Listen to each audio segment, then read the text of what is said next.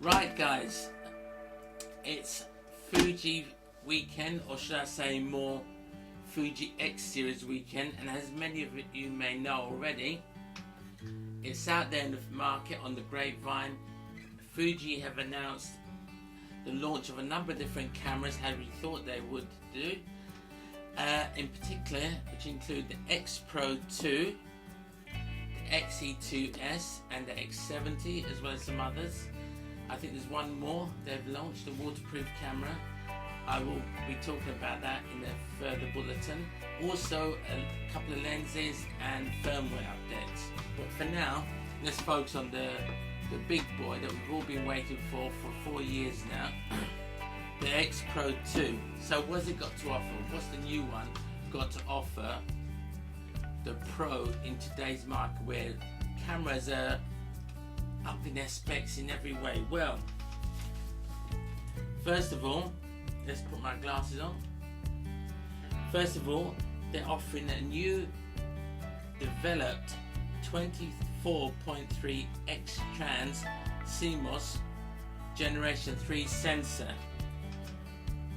Now that's great. I'm so glad that they're up to 24.3, where they've upped the megapixels.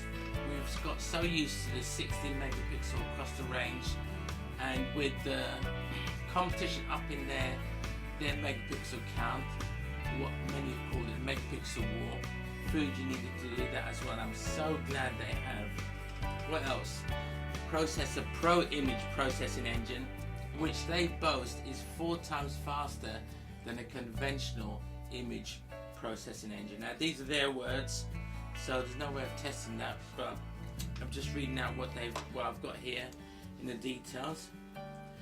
Fuji were the first to come out with a hybrid viewfinder. Now they've gone further and made that more advanced by allowing, let's switch it over, allowing the camera to adjust in line with whatever lens is fitted, and also you can punch in to magnify the area that you're zoomed into. So that's a great addition to the hybrid viewfinder, which I'm so glad they kept, because when I had my X100, it was ideal. If you didn't want to use the EVF, you could just punch in optical. Anyway, a new focal plane shutter with a top speed of 1/8,000th of a second and a flashing speed of 1/250th of a second. So they bumped that up as well. Before, the cameras had a shutter speed of up to 1/4,000th of a second. So having that 1/8,000th second for me is great, because when you're out in bright sunlight and you want to open that lens to its maximum aperture, you can use that at 1/8,000th second to bring the light down, ambient light. Anyway, so what else is there to talk about? Right, so let's go. The EVF on the X Pro 2 comes with 2.36 million dot. So they've really kept the quality of the EVF way higher than the previous X Pro one. So that's great, because the X Pro one, the EVF wasn't really up there, and you really want to rely on the optical. And the display speed has gone from 54 frames a second, that's the speed of the rate at which the EVF deals with the image, to a maximum speed of 85 frames. So that's greatly increased, and it will reduce blackout when you take pictures. Right, focusing point across the range of the screen. Previously there was 49. They've expanded it to 77 points. So that means more area, you can cover more area of the sensor. Great news that. Now it's also got phase detection, which the previous one didn't have. Remember, that was one of the first cameras to come out. Right, let's have a look what else. Exposure compensation. They've increased it to plus and minus 5 EV. That's great. That is really increasing the ability of how you use the camera. If you don't want to use it manual time and you want to use it in aperture priority or shutter priority, and you want to control the light and the exposure of your picture, you've got much more flexibility when you're using, when you've got a range of 5 plus or minus EVF. Let's have a look what else. This is going to just be a short one.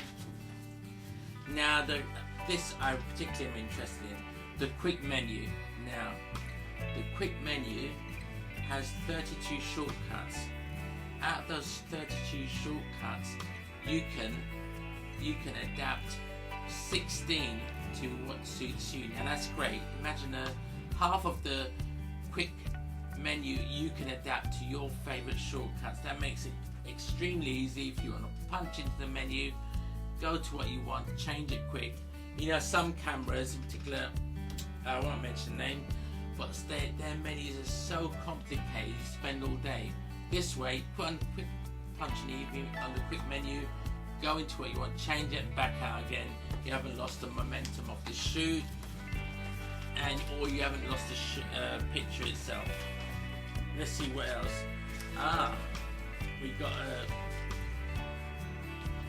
the LCD screen is also been improved. The rear still a 3-inch display, but it's 1.62 million dots.